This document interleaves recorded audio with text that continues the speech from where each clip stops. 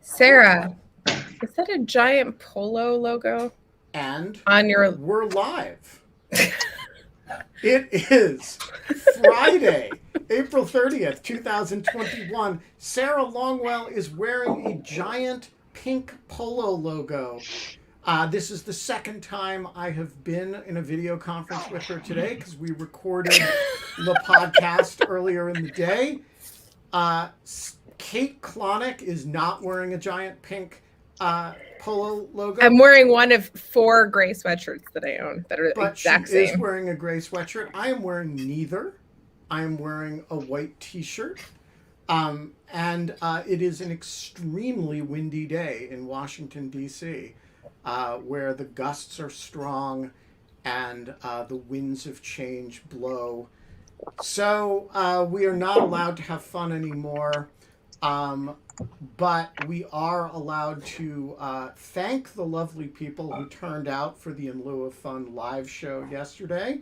Oh. And we're allowed to welcome Sarah Longwell back to the show. Now we can use there. What Thanks. Are you drinking, Kate? It's a mango lassi.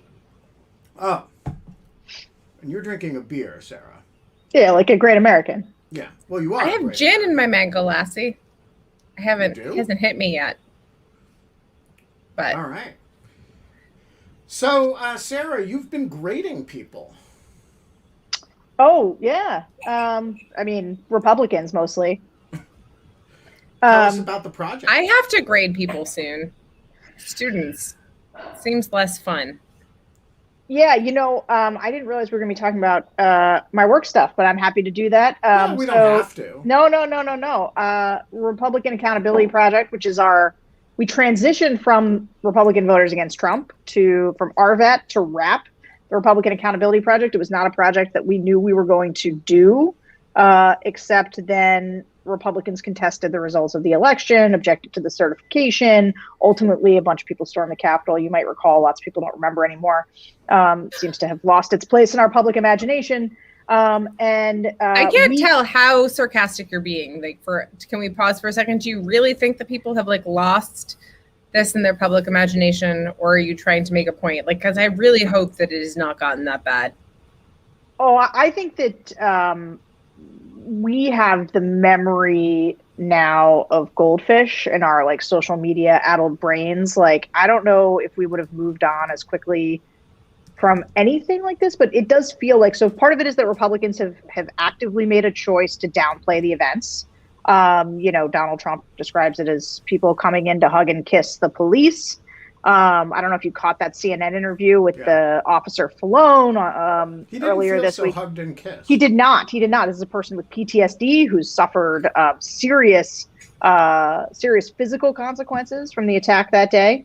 But no, Republicans have been trying to kind of memory hold this whole thing, act like it didn't happen.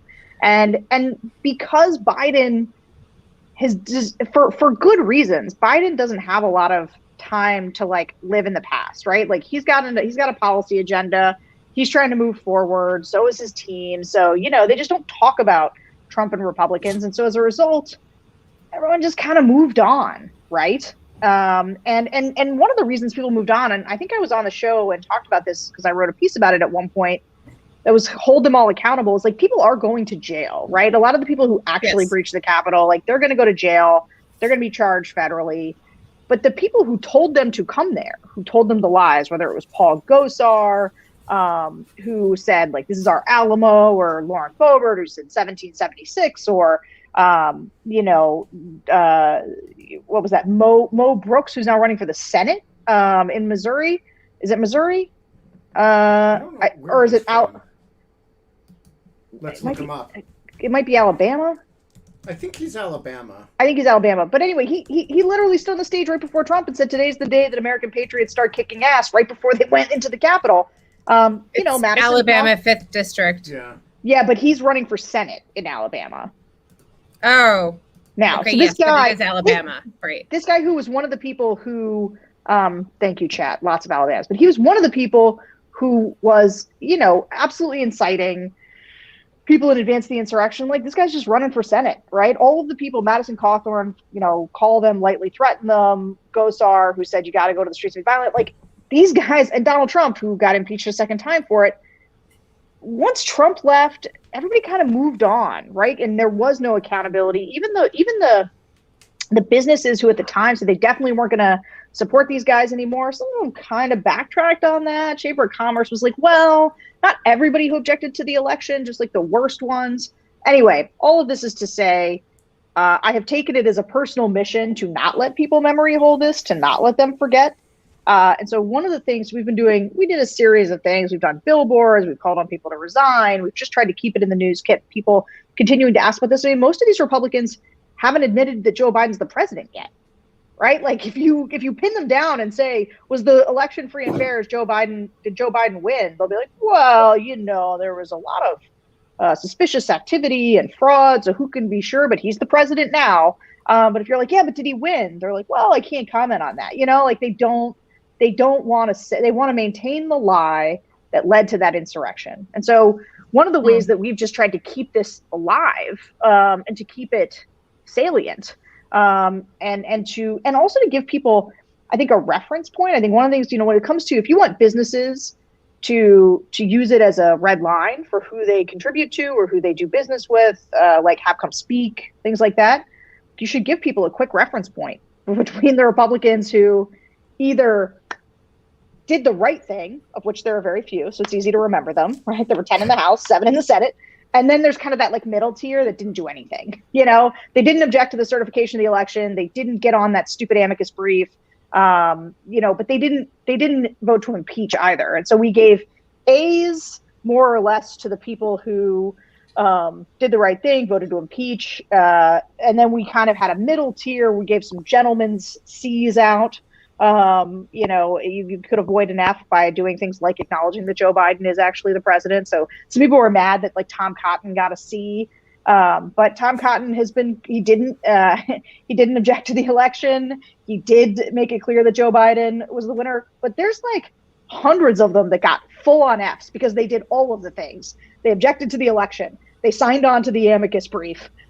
They didn't vote to impeach when given the chance, and they won't admit that Joe Biden is the president when asked. So Daniel just said, so people are saying gentlemen see. I love this metaphor. I think that I could I can't say how much I love this metaphor. But then I love the full on F. I kind of there has to be some type of how large a group of people are we talking about that are getting the full on Fs, Sarah? How large is the group? Yeah. It's over 100. I think it's because there was 100. I should know this off the top of my head, but I don't. It's well over 100. 100. There's about 136 of them who objected to the election. But some people, there's a person who objected to the election and then voted to impeach. There was one guy. And so, he was a complicated one to score. And so we were really careful. We went through a lot of trouble to come up with a grid for a test that you could apply the standard all over. But it's definitely well over 100. And I think the main goal is, used to have this tool called the Corporate Equality Index. And it was basically how gay friendly are these corporations? And it changed corporate behavior because it was such an important litmus test for your corporate environment and everything else. But Sarah, tell me something. Corporations don't get elected in safe districts. And so I'm curious if you take your activist hat off and put your analyst hat on, and you switch hats more easily than most people I've ever met. What is the role that a kind of scorecard like this realistically plays with a group of people who, frankly, might in their districts proudly show their rap F and see the rhinos give me an F because I stood up for you and the president, and that might work for them. So what's the of the 140 plus people that you give Fs to, how many of them are actually likely to be hurt by that rather than helped? And does that factor into what you're doing? So it's a great and fair question because I think it's true. There are plenty of people. So like they're getting asked about this by the media, which is the point, right? And a number of them say like, oh, did the Never Trumpers give me an F? Like, that's great. I love it. And that's true for some people. And in fact, there's a strong correlation. It won't shock you. A strong correlation between how safe somebody is in their district and the fact that they objected to the certification. Like the average, POV, like the average, like plus R for somebody who voted to object to the election is like 8 points higher than it is for people who didn't. And that's not going to surprise anybody. I think for us though, so I think, as an analyst, listen, accountability is hard to come by. I don't know if anyone's been listening to the Secret podcast. Me and JVL have been absolutely having this argument where he's sort of like, by the what way, can if you you guys do? don't listen to the Secret podcast, it is a great thing. You mean it's a great product, not it's a great thing that they don't listen? No. I mean, it's a great thing and you should listen to it. I knew what he meant, Sarah. Because it's really important. It's very important to mock JVL.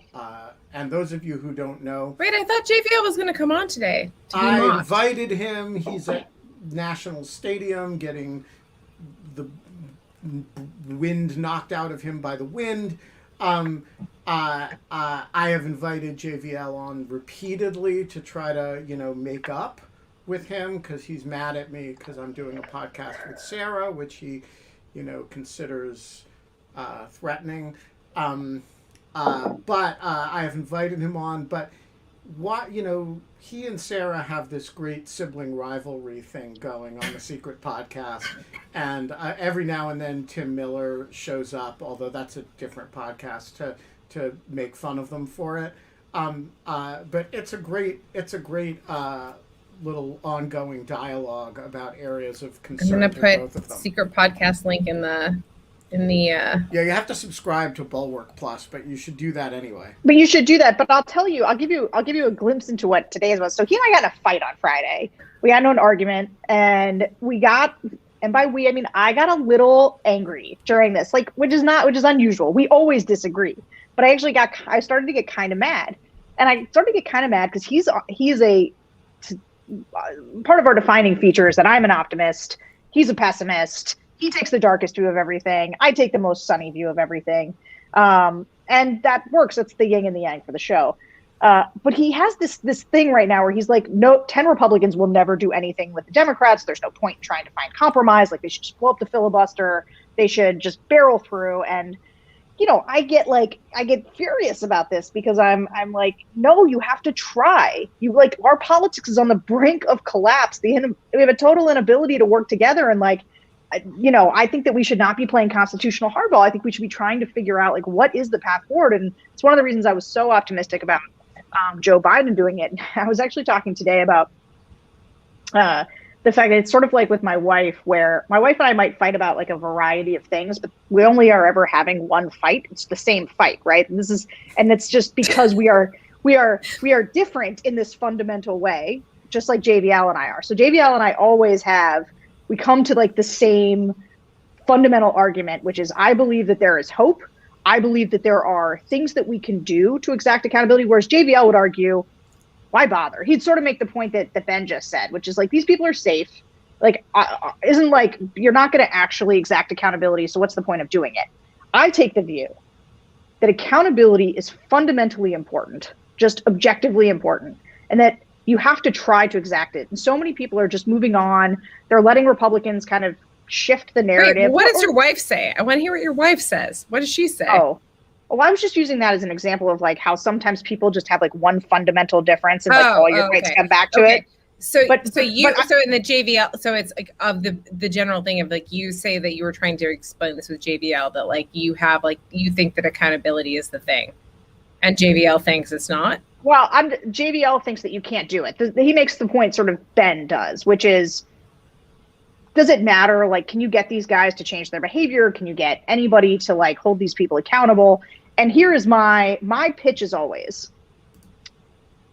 I'm not saying it's easy and I'm not saying it's super likely. I do think that raising the salience of January 6th in people's minds in a consistent way, forcing reporters to constantly ask these people if they still think that Joe Biden is the legitimate president, forcing corporations to think twice before donating to these people, and drawing a bright line in the sand over who is an enemy of democracy and who's not, whether it's for posterity, whether it's as a research tool for reporters, who a lot of reporters actually were the ones who were like, this is a public service, because for them, it's a quick reference tool and it's actually helpful. And so, look, how much difference will it make? I don't know, but I am searching all the time for how do you make some difference on the margins? How do you increase people's ability to see that this happened and that people were responsible for it and that they should be held accountable, even if that's not happening? Can I venture the modest proposition that it will prove over the course of 2022 to be a more useful tool in the Senate than in the House? That is, in the House, there really are a lot of Marjorie Taylor Greenes who every criticism you make of them is just a badge of honor that endears them to their base, but there are relatively few states that are so secure that neither party can win. And so Josh Hawley is a good example here. I don't think he's up in 2022, but he's up in 2024, I think. And, reminding people that he was, gave the thumbs up to those marchers right before they stormed the Capitol, and then went into the Capitol and tried to overturn the results of the election every day between now and the end of 2024 strikes me as a very plausible thing in a state like Missouri, where a Republican is likely to prevail, but not certain to prevail. It's a state that can elect Democrats. And so I think a lot of House members see the word senator before their names. And, if you're Marjorie Taylor Greene and you want to run for Senate in Georgia eventually, this might not hurt you in the House for re-election. But, you're aware that this is a state where Democrats can win, and it may inhibit you from running a plausible campaign, or it might inhibit you donors. And so I think the mechanisms of accountability can be really opaque and hard to identify. It may help some people and really hurt other people. You just did a much better job at making the case for the work than I did when I did my thing, where somehow I managed to talk about my wife. Represent you, Sarah. Yeah, thank you. Thanks for doing that. Let's talk about Tucker Carlson, though. Great. Let's. What do we do? What a douchebag. What do we do? Am I allowed to say that? I'm sorry. I'm like, it's becoming worse. Like, he's becoming more and more like O'Reilly. Am I completely off the hook on this? He's way worse than O'Reilly. Yeah. No, O'Reilly used to be. No, I disagree. O'Reilly used to be like absolutely like just insane. Like, I thought that you think he's worse than O'Reilly? Really? I don't even think it's close. Why do you say that? I want to know why you say that. O'Reilly was never an open racist promoting kind of was racial replacement theories explicitly. Okay, maybe maybe we're just getting into like a type of like the badness of kind, and like I think that like O'Reilly's badness was terrible in gender and sexual politics, and like he was such a creep and so absolutely like kind of this weird I don't even know who he was pandering to, but like this kind of what's the word for like when like not Protestant, but the word for kind of when Puritan. Puritan, thank you. Puritan kind of like ideal of like sexuality, and that he had this type of Puritan sexuality that he like imposed on everyone, and he loved to kind of like highlight people's weird sexual foibles, especially if they were like on the left. And I just thought he took too much glee in it. I thought it was so deeply weird. I just always thought poll that is up. Who Wait, is really? worse, Bill O'Reilly Really? or Tucker Carlson? I just Kate, can I tell you what Tucker Carlson said most recently? please don't. Yes. Okay. All right. Most recently, have you been talking to him until this show, or were you like the most recent offensive thing that he said? The most recent, well, so that you know about. Yeah. So the most recent thing he did on his show. Okay. So besides the fact that he's in like a fight with like Bill Crystal, and he like attacks Bill all the time, and Bill's my homie, so that's not cool. But that's not even the point. So on his show a couple days ago, he did this bit where he said that if you see somebody outdoors wearing a mask, you should go up to them and firmly but politely tell them to take that mask off. It is revolting. It is disgusting to him. And if you see a parent who has a child and the child is wearing a mask, it is the equivalent of them beating their child in a Walmart. It is abuse. It's child abuse, and you need to call the authorities. And he does this in this way where I'm sure his producers think it's a real gas. It's really funny and it's supposed to be a bit. But he's looking into the camera with that constipated look on his face, like he's deadly serious. And to the extent that his audience is able to discern completely from the bit part, which is not nearly like a bit the way like Stephen Colbert would be, but his bit part and his real part, I think is probably negligible. I don't think that they could tell. So he's telling people to call like child services on people if their kids are wearing masks outside. Now, in fact, here is what he said. Angry Biden voters will snort at you in judgment. How could you? They're saying from behind the buzz. How could you? That's the question we should be asking of them in return. The rest of us should be snorting at them first. They're the aggressors. It's our job to brush them back and restore the society we were born in. The next time you see someone in a mask on the sidewalk or on the bike path, do not hesitate. Ask politely but firmly, would you please take off your mask? Science shows there is no reason for you to be wearing it. Your mask is making me uncomfortable. He is telling his viewers. What the literal fuck? Really? But that's not actually the part about the kids. Yeah, then he tells you if you see kids wearing masks, call Child Protective Services on their parents. Okay. Fair. We didn't have like mask issues when we had O'Reilly. We just had like touching people in inappropriate areas and like whatever else. Bill so like O'Reilly that's may fine. be a worse person on a personal level, but Tucker Carlson is having a way worse impact on the public debate. Okay, fine. This is a guy who just like takes a flamethrower to the social fabric, right? And the thing that really, I have this fear about Tucker Carlson that by talking about him, we are going to will him into the presidency in 2024 by just like all the amount of time we spend talking about him, because he does this on purpose. It is meant to, it is a lib triggering thing. And I am in fact triggered because what he says is so revolting. But the thing is, in this case to me was actually sort of different than a lot of the things he said, because what he was telling people to do is go get in somebody's face over this thing. Yeah. Now, if you choose to wear a mask outside, firmly but politely get in a person's face.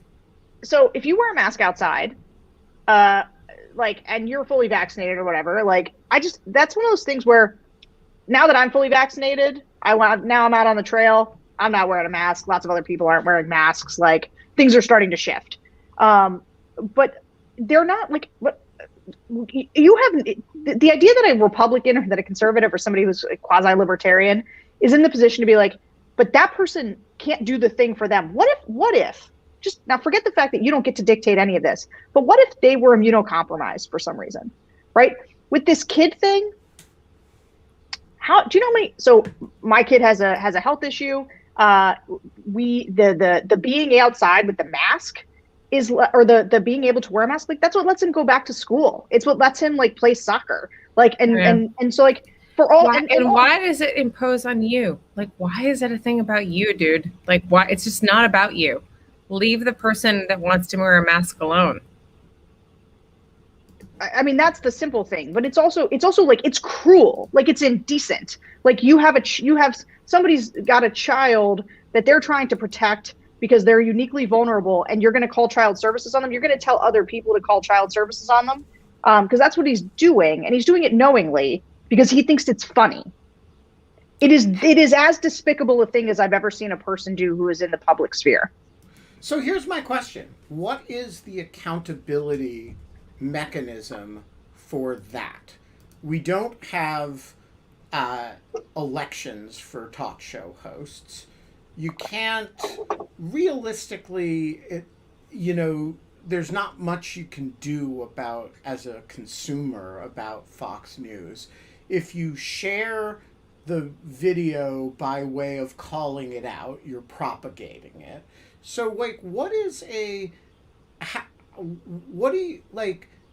should somebody like you, who has more to fear from Tucker Carlson than from Mo Brooks? Mo Brooks is just an asshole with a district. Tucker Carlson has a national platform, and as you say, we could will him into the presidency. It seems to me figuring out how to counter that is a very important little project. Yeah, and it's a harder one. I mean, like, the thing is that politicians have people who vote for them. They are accountable to voters. And so there are ways in which you can try to persuade voters, or you can try to make somebody seem unfit to voters. And there's like a timeline in which you can do that. Somebody like Tucker, right? Like Tucker's already lost most of his advertising. Like if you watch his show, it's mostly promos for other shows and like the My Pillow guy, because most of the advertisers won't touch him. Because he is at this point like belly a white fat ads. Yeah, I mean it's just they're like so he's already being boycotted by like legitimate advertisers. But Fox, which is a massive conglomerate and which makes most of its money from cable packages, they don't have any incentive to do it other than it's bad for society. He's got free speech. He can say what he wants. Like they're the ones giving him a platform. And they could decide not to, but as long as he has an audience, and he does, a big one, he's a prime time person. It's the biggest talk show in the country. Yep. He's the one person. Fox News for OAN and Newsmax. Wait, Sorry, you your blipped out audio for 1 blinked out second, for a weirdly. second. Oh. Just start that sentence again. You said he's the one person? He's the one person who audiences that are fleeing for OANN and Newsmax, they're still watching Fox for Tucker because he appeals to that crowd. And so, he's very difficult. What do you do about somebody like him? If somebody wants to be a horrible person, and a lot of people want to listen to a horrible person, the only thing to do is to try to convince people that he is a horrible person. And the thing is like the thing that happened this week is a perfect example of the double-edged sword, because you want to elevate a comment like that. To say, see, this is not a person who deserves a public platform. This is an irresponsible comment to make, like by any metric. And yet, in doing so, you both elevate him, make him more relevant, put more eyeballs on things, even amplify his view. I mean, I don't know. I don't know what you do. Ben, can you talk a little bit more about this? Because I think that you've had a few tweets about it, like in this last week, and I don't know that like we've kind of completely threaded this needle, which is just like the idea that like you tweeted this week that like people should stop like retweeting false things and terrible things and slanderous things and not give them air.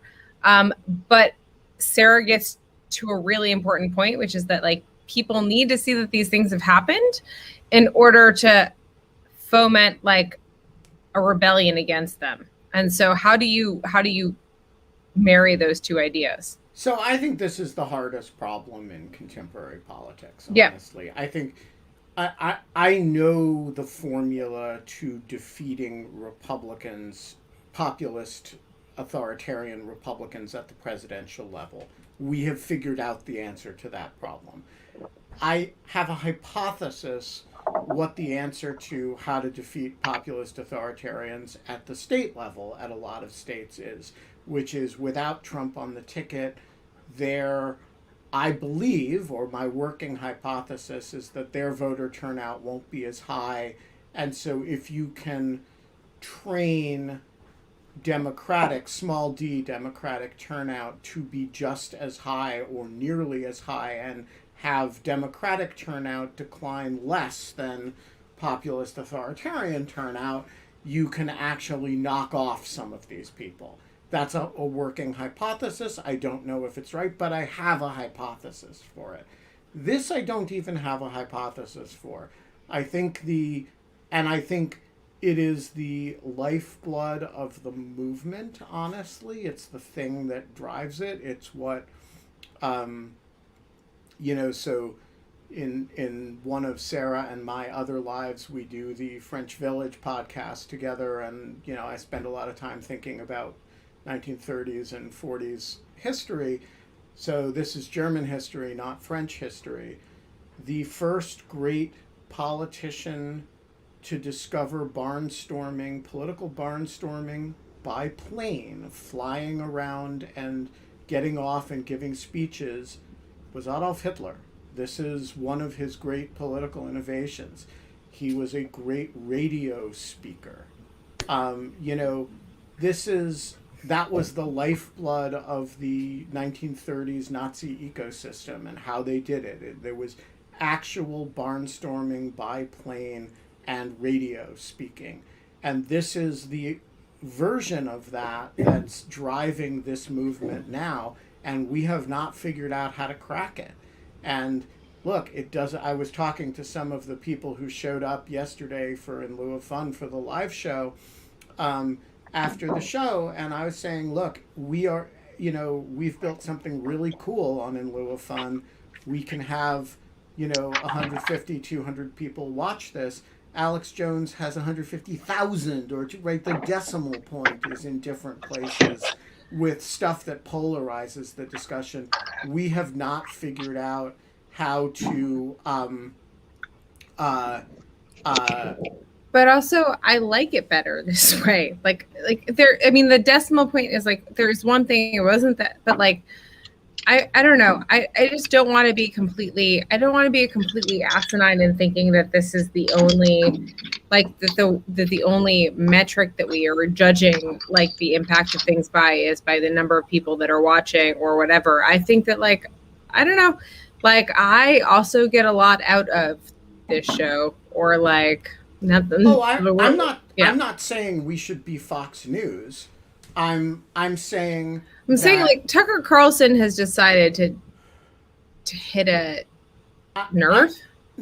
I'm saying something much more basic and much more simple, which is that Sarah is right that if one side does that and the other side does not, you can criticize Rachel Maddow all you want, but what was Rachel doing during the Trump era? She was doing long takeouts on Watergate history.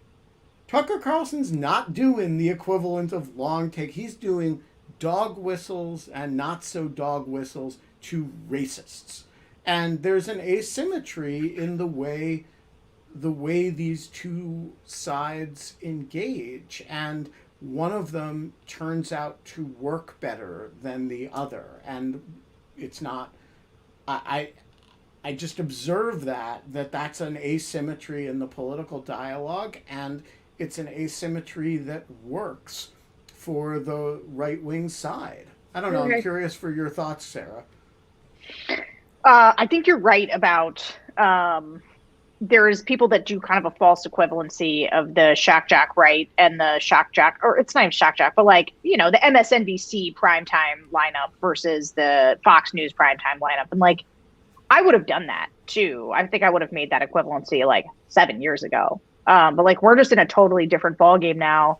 And this was the thing, like Trump kind of pioneered this, right? Like, and it's weird because it's like all presidents kind of lie or kind of spin or don't always tell the truth or they shade, you know, it's like, and so we accept a certain amount of that. And Trump just decided, well, I'm just going to lie constantly. I'm going to lie so much and have so many scandals, and it's going to be such a blizzard of misinformation that it'll be like white noise. People can't even process it.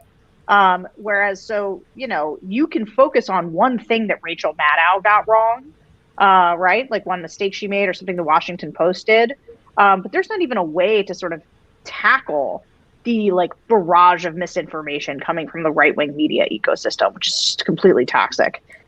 That's exactly right. And yeah, look, I agree with that completely. I gotta say, I mean, I mention Rachel here only because she and Tucker used to do a show together, and they were thought of as parallel figures. I think. I mean, I've never thought of them as parallel figures, but yes. But okay. but yes, I know what you mean. Right? They came out of the same show. They both. I think that. Like Rachel's like a Rhodes Scholar, and like, she's made a real contribution over the last few years. They're also on television at the same time of day, so they're what their network wants to show at 9:00, right? And they're so different from one another in ways that are entirely flattering to Rachel and unflattering to Tucker. Andrew McCurdy, the floor is yours, and I just want to say, Andrew's showing up here in the chat earlier. He was saying that he was lurking for a long time on YouTube, came over to the dark side to Crowdcast and under his own name because it was too tempting. I met a bunch of people yesterday who don't even type in the chat. And I want to encourage you all to come on out, be part of the conversation, be like Andrew. It feels great. You're in the conversation, and we're embarrassing now. Are we mean? I don't think, Andrew, are we mean? I'm blushing, but you're blushing. The floor is yours, man. Blushing and all. So Sarah, do you and the rest of the Never Trumpers have any interest in starting to push for policy positions from Biden?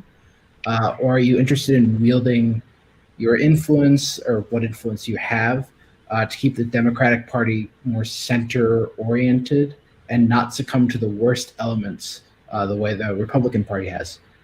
Perry Bacon Jr. talked on the Bulwark podcast and made the case that the Never Trump movement has more power than the left has in the party, and is just choosing not to use it. And as a centrist, we could really use some help. Thanks. That's, first of all, love the deep pull on the Bulwark stuff, and that's great that you're listening to Charlie's pod.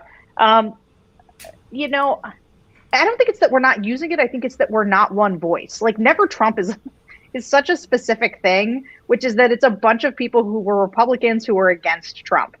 Beyond that, we represent like a wide array of sort of policy positions. And so as a result, we're not a unified force on certain policy things. So for example, JBL, who's kind of a social conservative, you know, he like loves Biden's big government approach. He's like into it. JBL is really what we used to call a conservative Democrat. Yeah. Or a Catholic Democrat.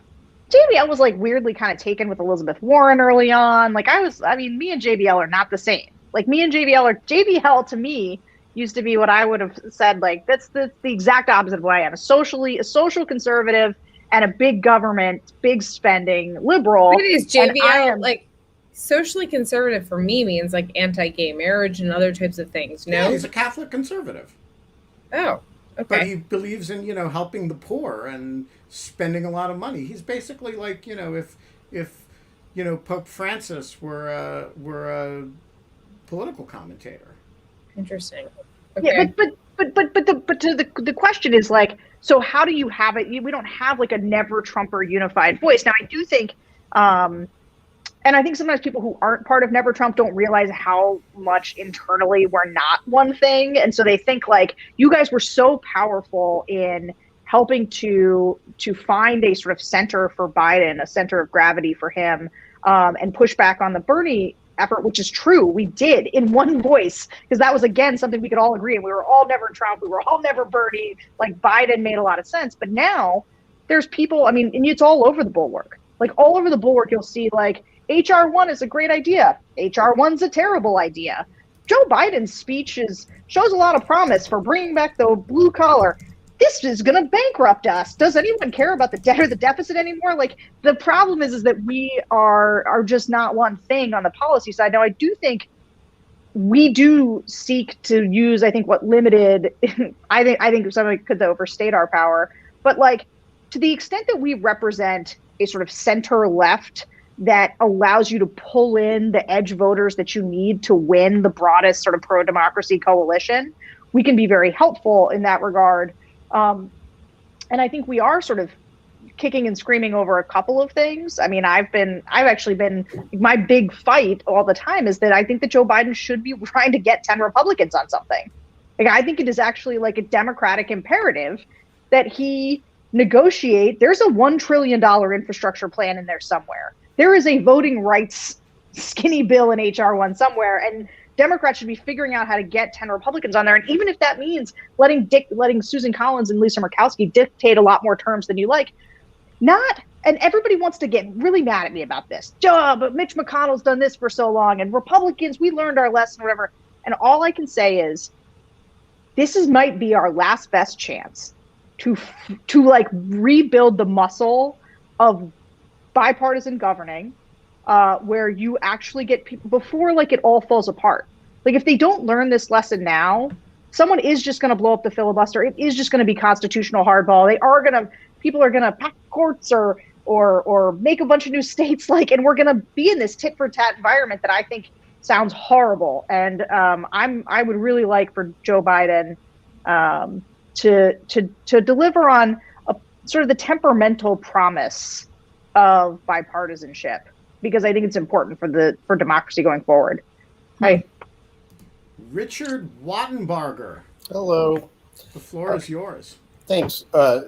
Sarah, I appreciate that you didn't practice grade inflation on your grading your Congress, grading our legislators, but I'm afraid you're going to get bad evaluations now. So just, be warned. They weren't going to give you good evaluations anyway, right? So, They sure weren't. So from what you can tell, how much jeopardy will the GOP House and Senate members be? Those who stood up to Trump during the those who, see if I can rephrase this. So the people who stood up, the legislators who stood up against Trump for January 6th, how much jeopardy are they going to be in the 2022 primaries, as far as you can tell? And do you have a sense if there are places where it looks that like non-crazy first-time GOP candidates might even have a chance?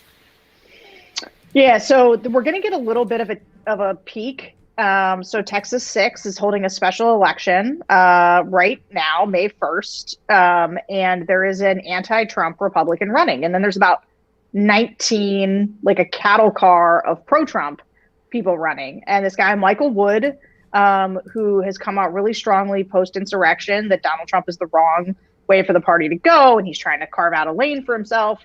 And I guess we'll see. Like, it's a jungle primary, so it's a top two. And so if he makes some headway, he was endorsed by the Dallas Morning News, which is unusual. I mean, and like, there's a whole bunch of like the Trump former staff that are running, as well as the widow of the congressman who passed away to leave the seat open. So anyway, so that's one young person that I think is interesting.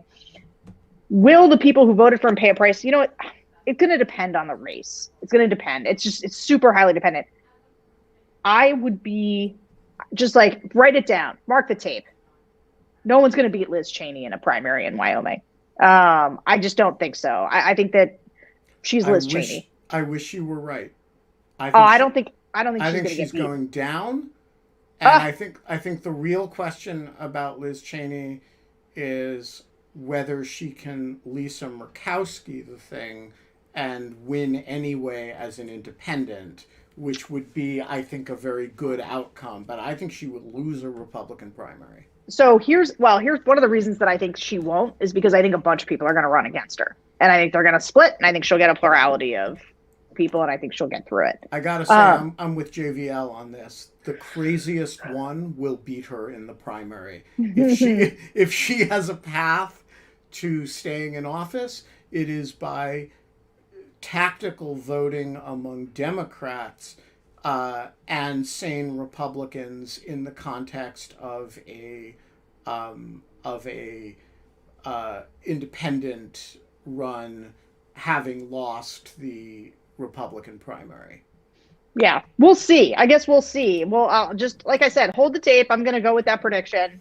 I think that, but I think Brad Raffensperger, great hero of the Republic, is being primaried by a guy named Jody Heiss, who lots of people think it is a woman.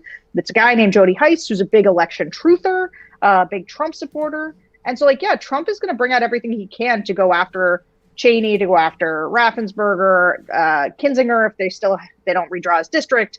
So it's going to be race to race. But there's no doubt Trump and his people are coming for them. There is a retributive politics they want to practice against those people. The other one is Murkowski, speaking of, she's going to face primaries from the right for sure. I also think she'll survive. She will survive. She's already demonstrated that she can survive challenges from the right. And the politics of Alaska are very weird and different, and the coalitions are different from everywhere else. David, I will say, okay, sorry, well, David, no, go ahead. I was just going to say, Murkowski's fine in Alaska. There's just no way. There's just, having covered this for a long time, the politics of Murkowski and the Murkowski name, her dad was governor, and there's there's tons and tons of very legacy politics in Alaska, and it's of course a very rich area, and has a lot of impact. So, anyways, but yes, go ahead, David H. So nice to have you on. The floor is yours. So my question, initially I was traded for Kate, which is a bad trade. And so my question is, what accounts for the unreasonable effectiveness of Nancy Pelosi? I mean, she has a majority of 3 or 4 seats, but she's always able to rally the troops and lose exactly 1 or 2 votes. And all the votes, I mean, she's able to pass everything. And nobody ever talks about, I mean, people talk about the Senate and why Schumer has to rally, has to get Sinema and Manchin to vote. But Pelosi, it's not that much easier, but she's always effective in doing this. Yeah, you have thoughts, Sarah? Yeah, I mean, not anything that's super incisive, other than Nancy Pelosi is an OG. She's an old school politician who does power politics, and has been doing it for a very, very long time. And you take her on at your peril. And so, yeah. She's a pro. But I also think she is aided a lot and given headwinds by political polarization. That is, she's the more party, the more what's called by political scientists negative polarization, fear of the other side kicks in, and that is a dramatically increasing factor. The more people are apt to play constitutional hardball, the more they will tend to vote as a bloc. And so the job of the speaker used to be to kind of corral and herd the cats, right? And now the Democrats are going to vote as a bloc. They're going to lose very few votes. And so the question is more about how to frame the thing in the fashion that has the greatest sway within the Democratic caucus. What Danny Hastert on the Republican side used to call the majority of the majority. And that is an easier job than Chuck Schumer has. Chuck Schumer has to deal with a bunch of highly independent individuals with very, very different political interests. The Speaker of the House does not have that same problem. And so I do think she is a master of her job. I also think her job is in many ways an easier one than the comparable position in the Senate. Yeah, and I would just, I mean, like, maybe Nancy Pelosi's got people who are in like R+3 or 4 districts. She doesn't have anybody who's like half of West Virginia. Like, I mean, when I just like see like resistance Twitter being like, we're gonna primary Joe Manchin, and I'm like, good luck with what that. planet do you live on? Right. Like, do you know how you should be like praying to the gods every day that Joe Manchin is a senator in Wyoming or in West Virginia? It's like highly implausible that happened. Right. What you want to do is not primary Joe Manchin, but clone him. You want to use 10 of dozen him. Times, right? Yeah. And you should live cheerfully with the caprice and difficulty of dealing with Joe Manchin, because the alternative to that is the solid. Well, we know the alternative to that. Her name is Shelley Moore Caputo. Capito. Yeah. Yeah. Rachel, the floor is yours. Hi. Not from West Virginia, but from North Carolina, right? No. Yes, from North Carolina. Which today it was reported that the NCGOP is aiming to draw a new congressional map that is 10 GOP, 4 Dem seats. So my question is, what can be done federally about gerrymandering, and realistically, will anything be done? And just to be clear, Rachel, what is the current North Carolina map? 8-5. 8-5. Interesting. Sarah, your thoughts? I wish I don't have a great answer for this. I don't know that there's something that can be done. I mean, look, they can try to pass federal redistricting reform. They're trying really hard. It's part of HR 1. I think it's the piece of HR 1 that's most important to people.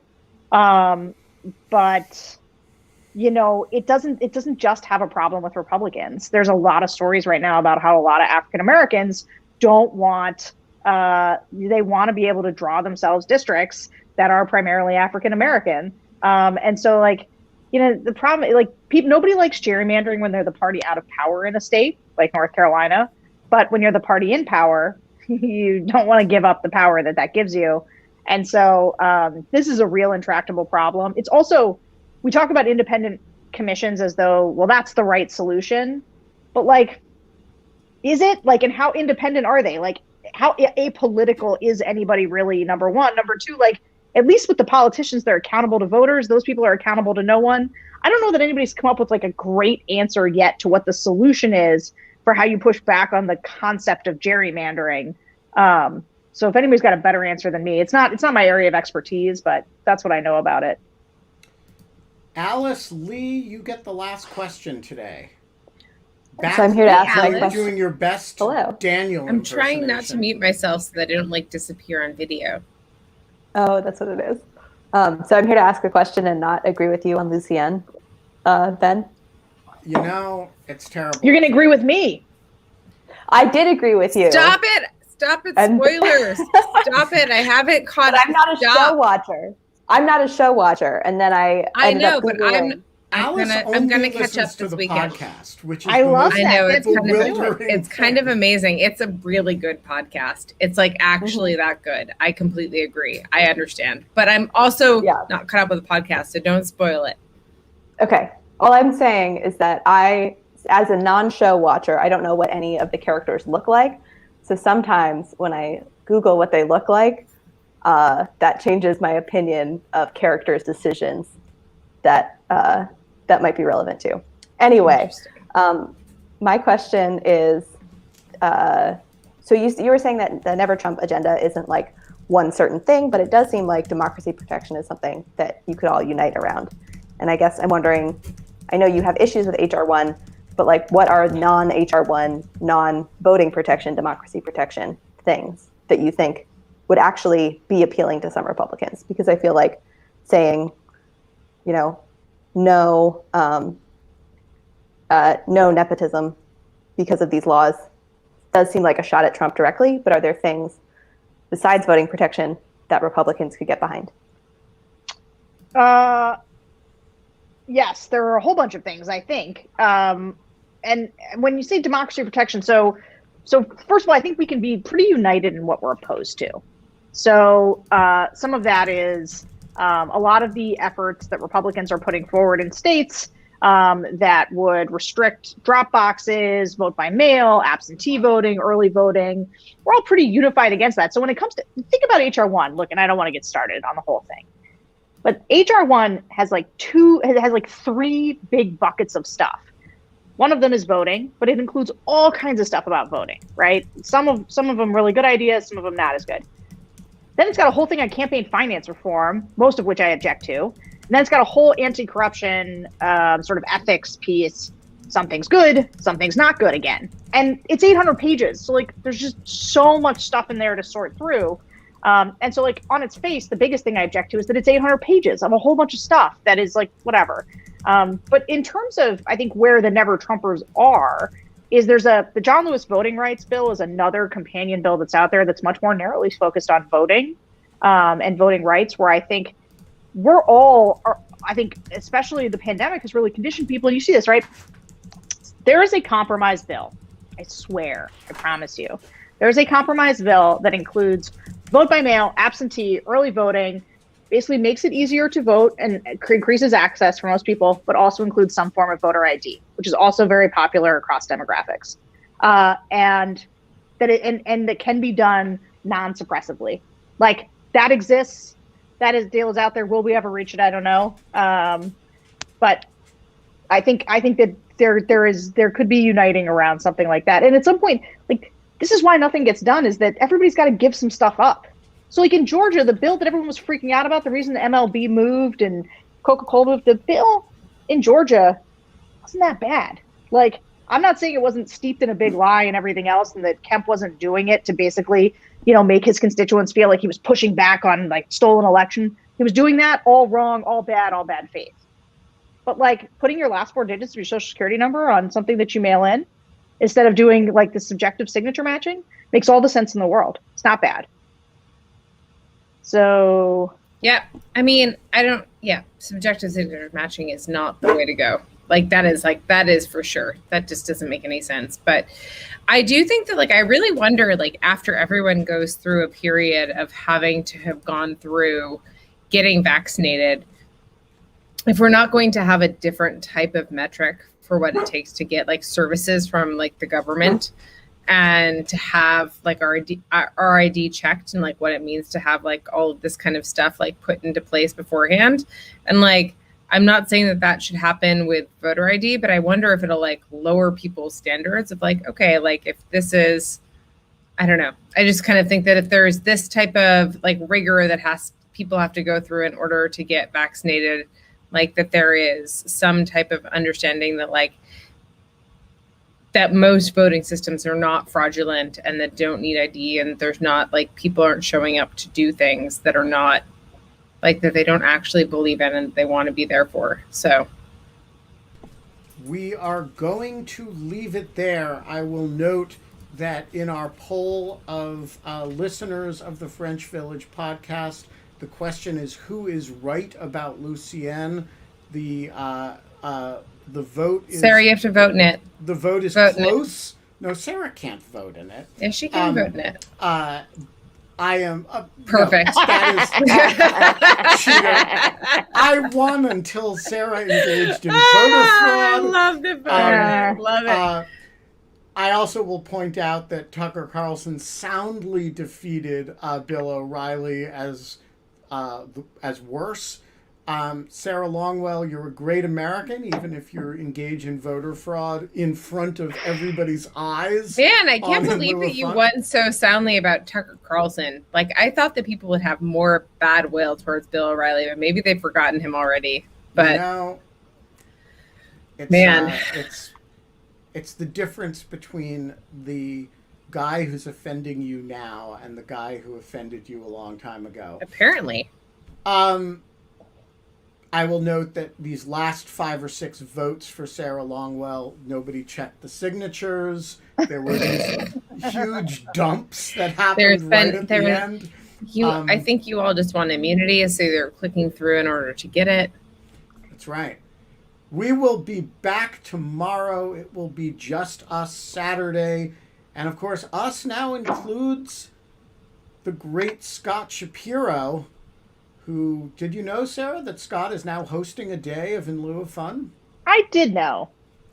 If you want to host a day of In Lieu of Fun, it's just nice to be asked, is all I'm saying. It's not like I'm only oh my asking God, the please, people I really want to do it. God, please. I know you're not going to do it because you're like the busiest person. You're so in Washington. overcommitted. You're so overcommitted. If you want to do it, you are entitled to a day as one of our great Americans as we engage in the great replacement of ourselves. I literally thought you'd asked her this like 10 weeks ago, but apparently this is just happening now. So no, great. I only do it on the show. I do it when God. I asked Scott on the show. You've never okay, yep. Oh my Sarah, please. If you want to take over a day of In Lieu of Fun, it's yours for the asking. The audience clearly, we could even do a poll of whether we want to do it. The constraint here, guys, is going to be Sarah's schedule, because I cannot tell you how many texts I get from Sarah that sound something like this. OMG, I'm so fucking overcommitted this week. I get it, Sarah. Anyway. Yeah. Don't think about it. All my friends have podcasts. And then I've got, and I just go around starting podcasts with people because of television shows I like. Yeah. And I can't, somebody needs to rein me in. Yes, that I was going to say. I was like, you need someone to rein you in and tell you not to do more podcasts, but to do more video casts, this is not a podcast. We are a live video cast. There's no planning involved, and there's no planning. All you have to do is. I know that. That's why I'm not wearing makeup, and I'm wearing this sweatshirt that I bought 12 years ago, and it was raining, and I was golfing. Oh, you golf? No, not really. God, Sarah, are you Steve Bannon? Like, I just want to know. Just tell us, like, just in this moment. Did you know what she did to me? Ben Wittes on Twitter. Oh shit! Don't tell him. She found this like old picture of Steve Bannon. I didn't find it. Someone else found it. Where, by the way, he's kind of a babe, and she was like, kind of a babe. He looks good. And then she was like, he looks just like Sarah Longwell, and tagged me in it. Excellent. And then Tim Miller agreed with me, so I wasn't even alone. So I just want to say, Sarah, so mean. I'm with Kate on that. I think that's the kind of thing.